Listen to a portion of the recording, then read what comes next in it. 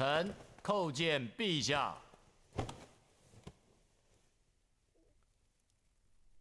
有事说吧。陛下，朝廷现今许多部门缺员，机制无法正常运行，所以臣拟了一个名单，意在加强朝政，请陛下预览。丞相不是已经递过一个名单了吗？那是九卿调配人选，这一次是各郡首长。丞相的许多门客在其中啊。知人者方能善任。上下省去了熟悉的过程，也是为了提高效率，彼此熟悉，上下通力，心往一处想，机制就浑然一体，施政就事半功倍。陛下，朕是汉朝的皇上，不是你。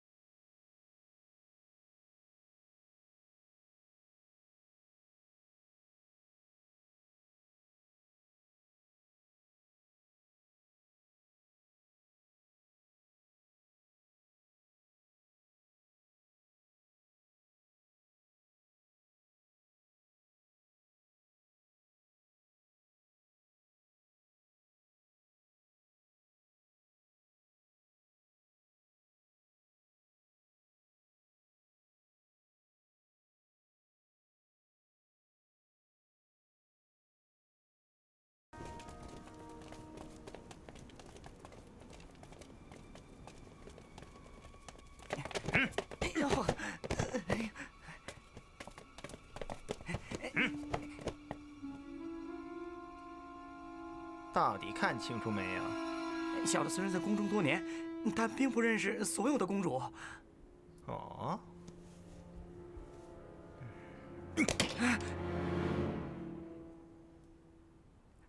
说吧，还来得及。她像是他像谁？太皇太后身边的。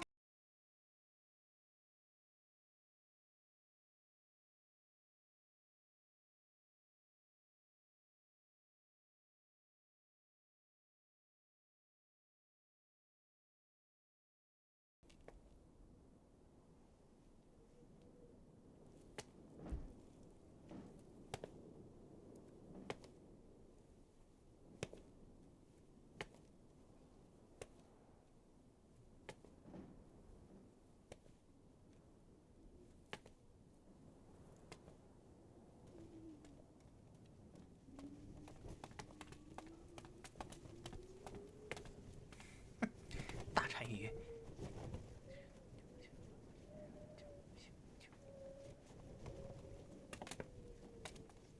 汉使，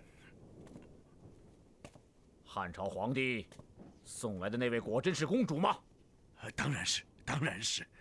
此话当真？难道还有假吗？妾儿，啊，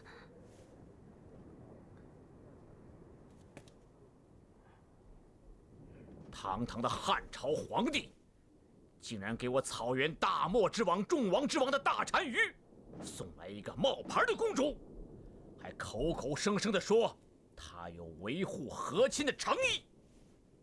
大单于有所误会，我汉朝皇帝权威至高无上，可以赐封任何人以公主名号，一经赐封即为事实，怎么是冒牌呢？把一个侍女封为公主，你们的皇帝权力太大了。当今汉朝皇帝的姐姐已经是大单于的胭脂了，太后家中没有待嫁的公主了，何况汉兄已有亲戚之盟。这个女人也不是刘系亲王的公主，既无血缘，又哪来的亲戚之实？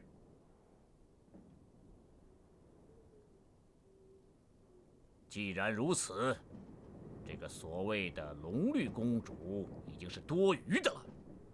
那好，我就按照匈奴的规矩加以处置。倩儿，我的先王去世不久，生前他一直关心汉匈关系，恐怕他在另一个世界上仍然在为此事焦虑。我就托龙绿公主给我们的先王送封信去，告诉他，请他放心，汉朝的皇帝充满了和亲的善意。哎，在！送汉朝公主上路。请吧，公主。我们先王的墓地离此并不太远。那，你们所说的信在哪里呀？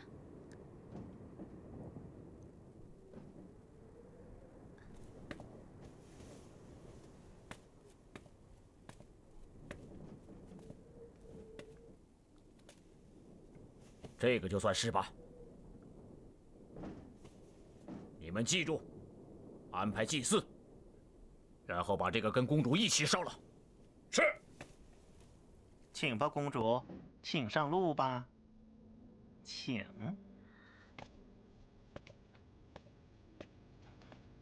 公主，汉使，请告诉皇上，奴婢是为国家去死的。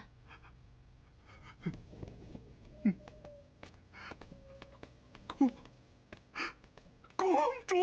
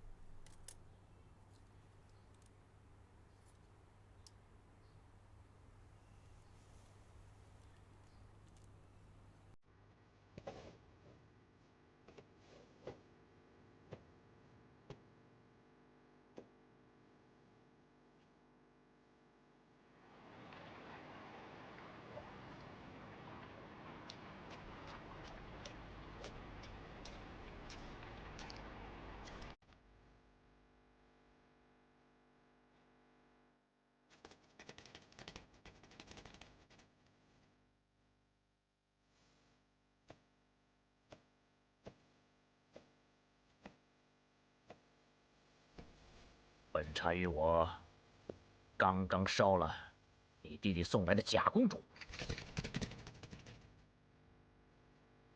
我已经让人给你弟弟发去了信函，相信他那里不久就会知道消息。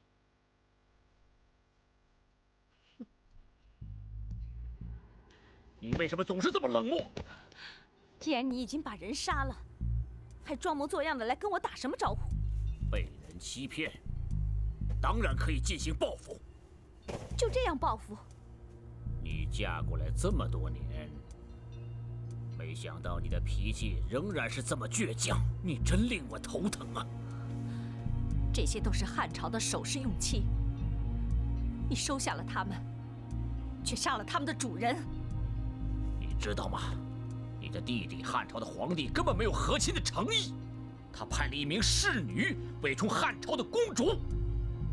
除了我，历来汉室又有谁是真正嫁来的公主？可是先王们不是一样接纳了他们，为你们生儿育女，维持汉兄的和亲关系。诚意原本就是双方的。可你弟弟不这么想，我感受到了他的不安分，他的咄咄逼人，他想振翼高飞的翅膀。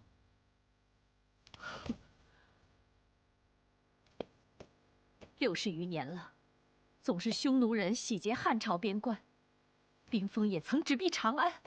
我在这儿这么多年了，什么时候见过汉朝人骚扰过匈奴？要是他们的骑兵也出现在单于王庭，你又作何感想啊？胭脂这会儿更像汉朝的公主了。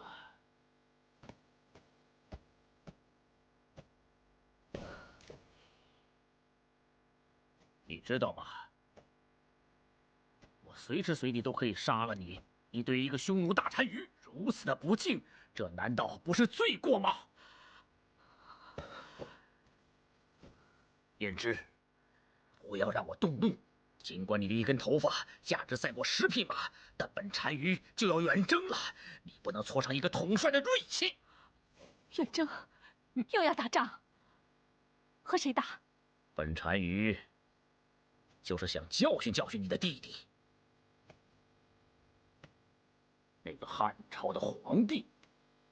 大单于，汉朝刚刚嫁了公主，你怎么能这样背信弃义，拒绝和亲？你的弟弟侮辱了我，给我送来了一个冒牌货。可我在这儿，这完全不是战争的理由。我根本不需要理由，就像我不需要任何理由能随时随地的杀了你。我今天之所以找了理由，对你已经是非常的客气了。你说，你对匈奴的大单于如此的不敬，这难道不是罪过吗？对于匈奴的男子来说，你的态度伤了我的自尊。你不能这么粗野。粗野，错了。胭脂，在所有的匈奴人当中，我对你是最文雅的了。我只要努努嘴，他们谁都不敢动一动。虽然你是嫁过来的胭脂，在我们匈奴有至高无上的尊严，但我只要跨上骏马，就用皮鞭对你说话。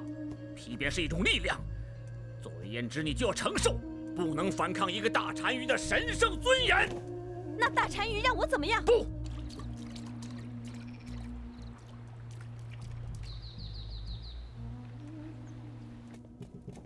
金密帝，哎，王子殿下。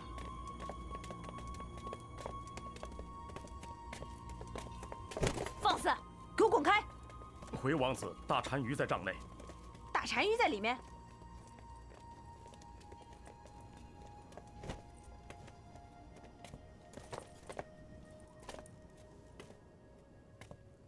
羽丹，本单于就要去远征了，去打汉朝的代郡。你不能留在王庭，现在就去左大都尉的行辕报道，做一名普通的匈奴军士，随军作战。不要辜负了哥哥给你的机会。遵命。我能和你们一块儿去吗？不行。金密帝，你还小呢，啊？去吧，去安慰安慰你的妈妈。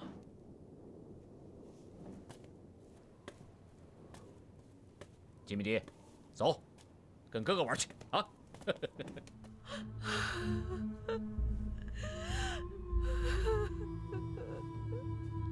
母亲，大单于让孩儿去作战，作为一名普通的军士。母亲放心，孩儿不会怕死的。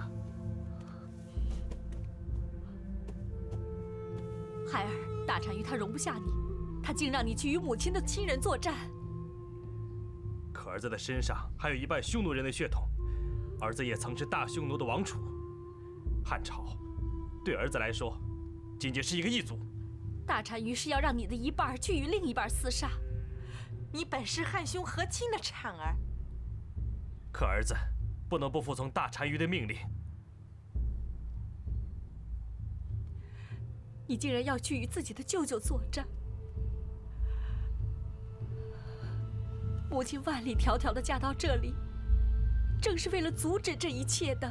儿子认为，汉朝人是不值得尊重的懦夫，他们只会派母亲这样的柔弱女子来充当疆土的盾牌。你又知道些什么？汉朝的土地是多么广大，多么的富庶，那里的人民是多么的渴望和平。可儿子还是瞧不起他们。既然这样，他们又为何让母亲处于如此屈辱的地位？你再看看匈奴人，是多么的爱护自己的女人。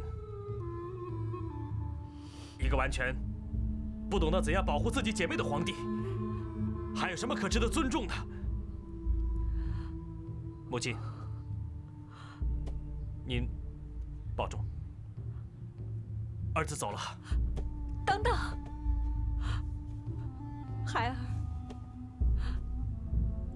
这是汉宫的祥瑞之物，愿他保佑我的孩儿。母亲，孩儿，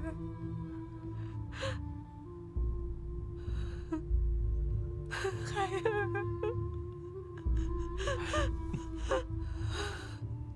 孩儿。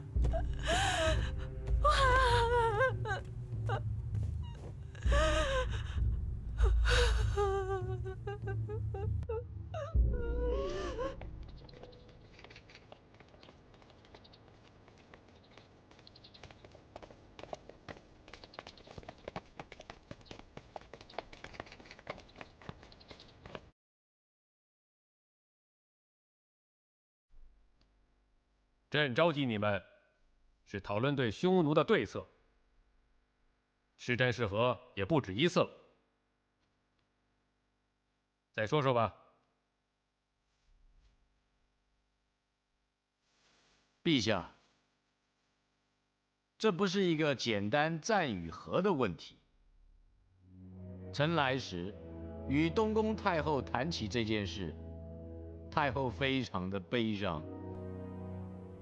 可是太后不明白的是，为什么匈奴人竟然如此熟悉汉宫里的情况？汉宫到底有多少属于中室内的公主，连太后都不太清楚，而匈奴人竟能指出倩儿的身份。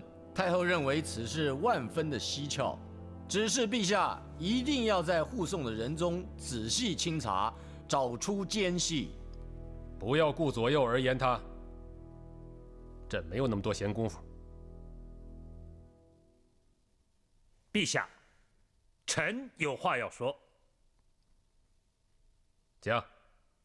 陛下，上次廷议，臣之所以建议朝廷放弃和亲之策，实在是朝廷与匈奴根本不能谈和，一方是委曲求全、软弱无力的一意奉迎，而另一方是永不满足、欲壑难填的不断勒索。匈奴人之所以如此，就是因为我汉朝60余年来一直把自己比作黄羊，总是以飞快逃跑的四蹄对狼说话。而今以陛下的神威，四海统一，天下归心，辽阔的地域，充实的国力，汉朝早已不是只能逃跑的黄羊了。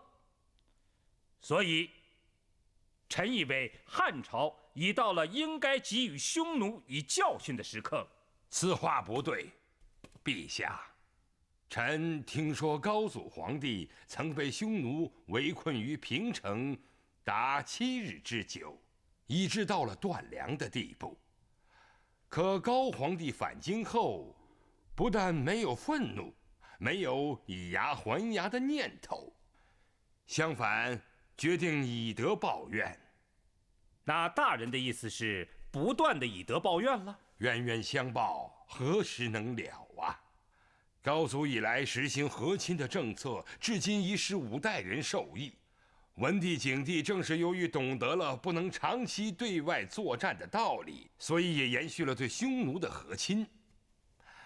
卑臣以为，对匈奴不能轻易地开启战端。御史大夫说的不对。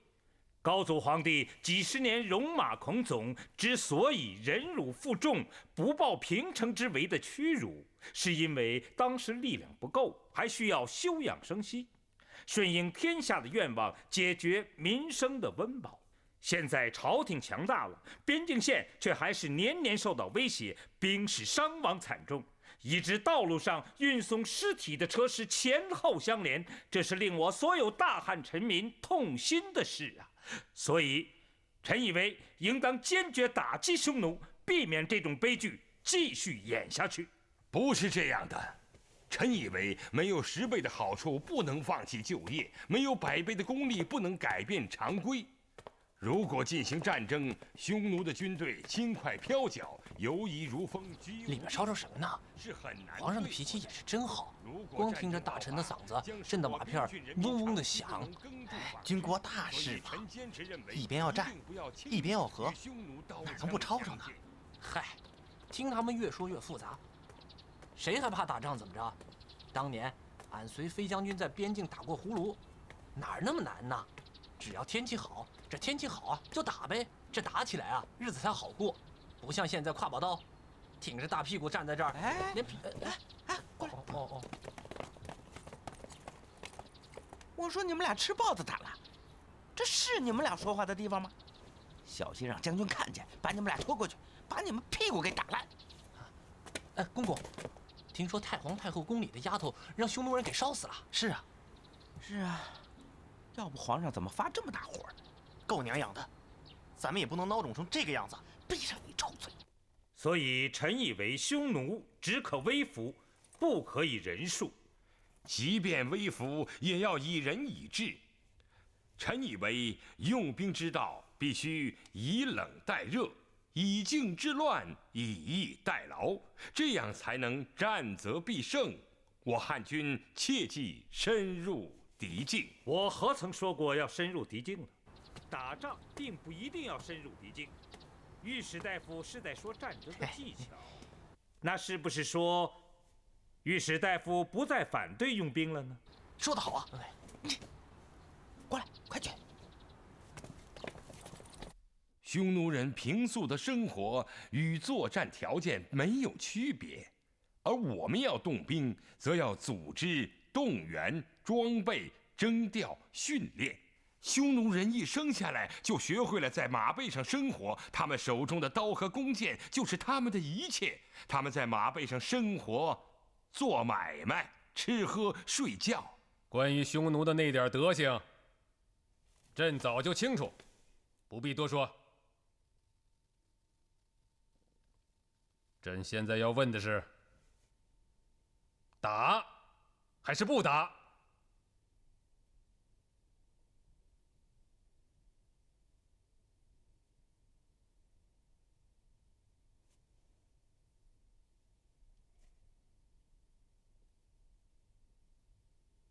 来呀，把朕带的2样东西拿来。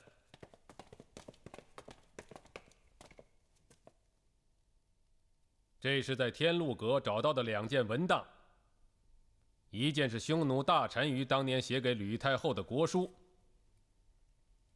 一件是吕太后给匈奴的回信。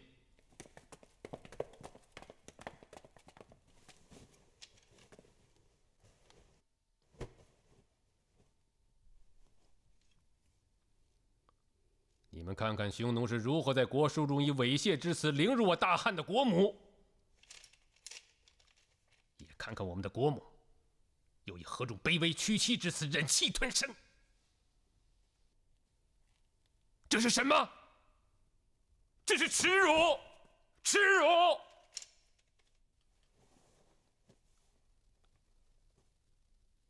你们可能都忘了，但朕没有忘。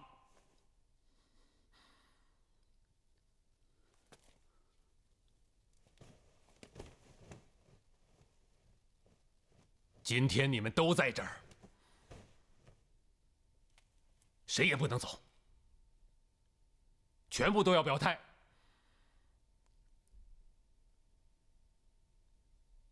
今后数十年，我大汉是战是和，都要给朕说清楚喽。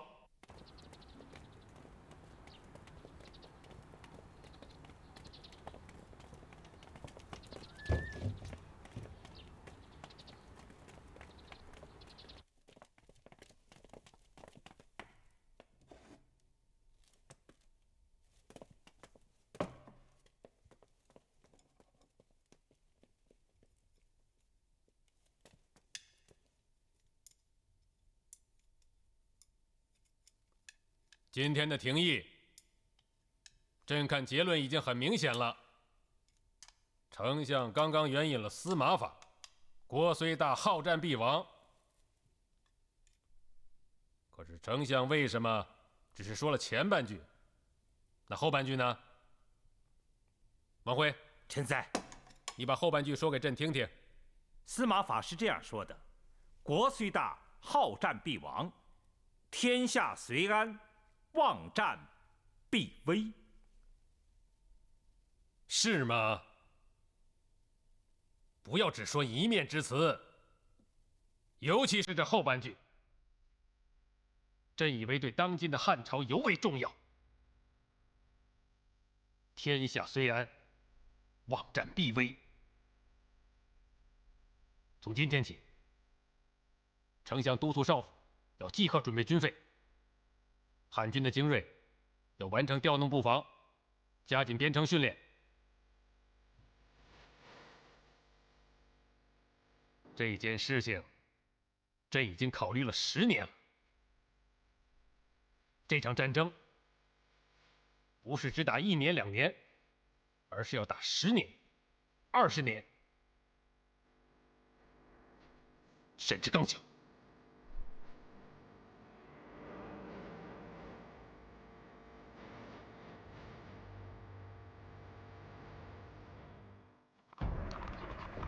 元光2年，在经历了一系列政策争论之后，刘彻决心改变以静制动的传统对匈方略。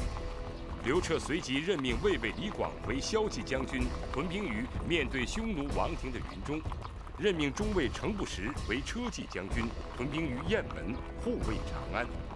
然而他没有料到，道高1尺，魔高1丈。伊稚协的6万精骑却突然出现在晋北的代郡方向。本次作战的攻击目标是伊稚协大单于规定的汉朝代郡，其战术战法，我军已演练多次，各位都是我匈奴之中的射雕者，骑射技艺过人绝远，所以我们的打法是先把汉朝守军吸引出来，设法使他们像猎物一样发狂迷惑，然后再用我们的强攻射杀他们。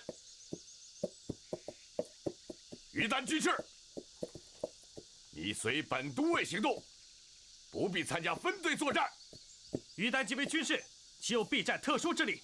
请左大都尉收回成命，让于丹和普通军士一同参战。既然于丹王子愿与我们共生死，大都尉为何不随其所愿？这将振奋三军，鼓舞士气。不行，胭脂和大单于对我都有关照，你要服从命令，随本大都尉行动。出发！据戍垦区来报，匈奴好像只是小股零星部队，来骚扰和抢掠畜群。我主力汉军已进驻云中雁门，不要怕他们。将军，这是小股部队，就消灭掉他们。遵命。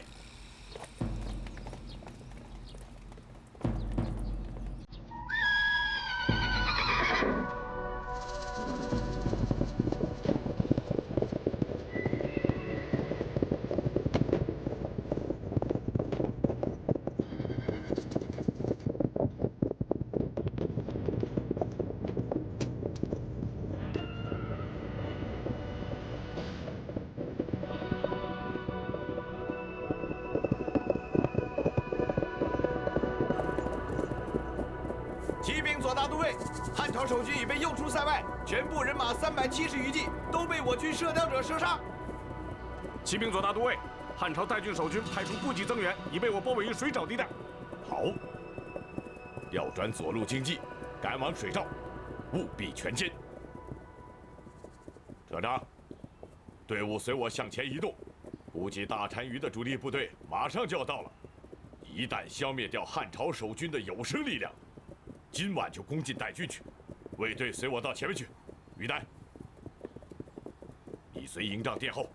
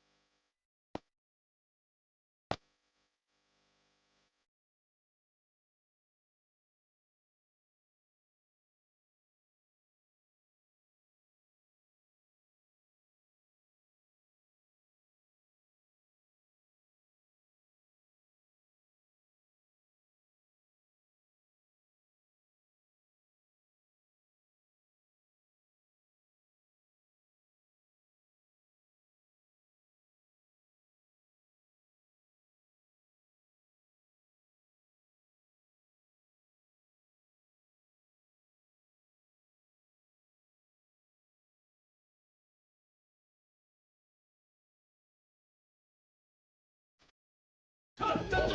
王子，王子，王子，王子，王子，王子，王子，杀死王子！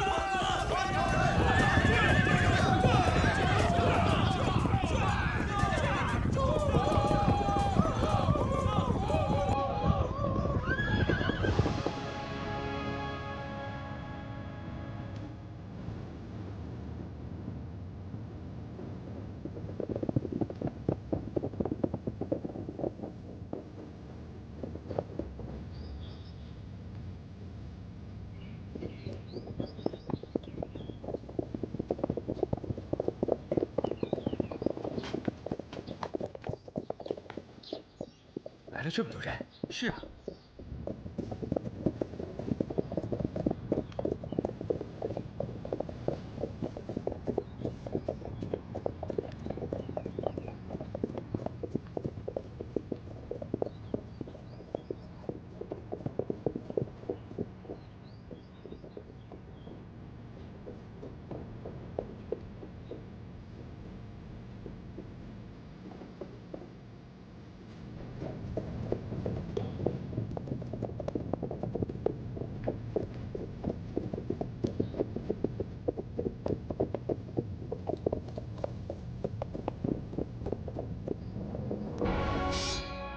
我在诚在，我愿与全城数千妇孺老幼共存亡。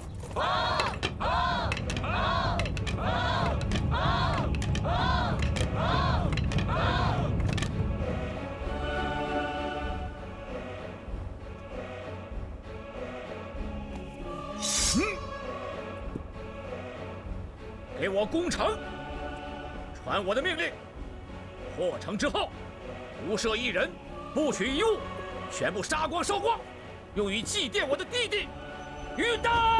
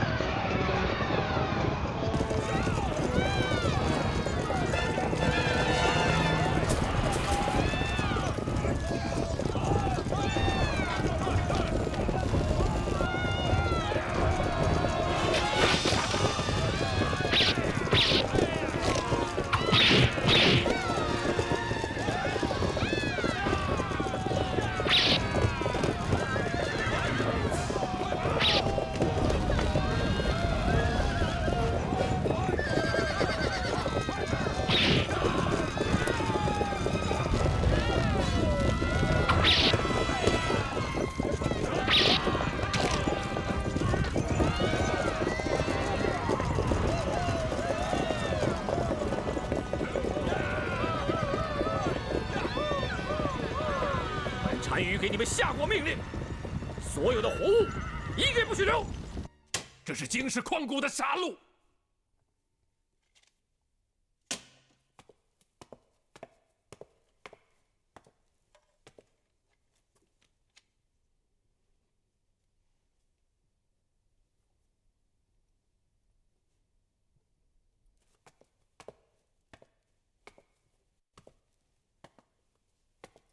诸位大臣的争论，总算是有结果了。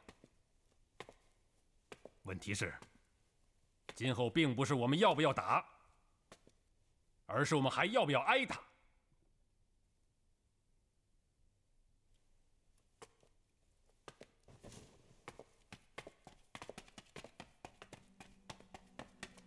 启禀皇上，这是前方信使捎来的，是从一具匈奴年轻人尸体上找到的。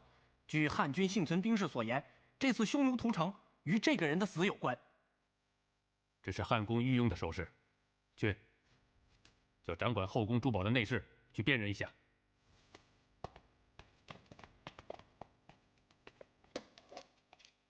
代军的血案唤醒了朕，目前国家朝廷的处境，有谁还敢说能够长治久安？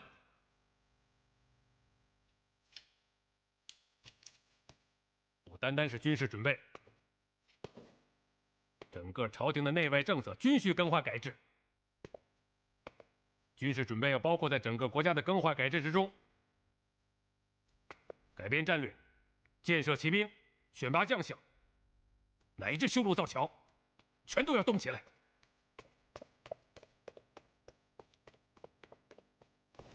叩见皇上，经鉴定，此物为先帝乾元6年。南宫公主出嫁匈奴时的陪嫁物，应为南宫公主所有。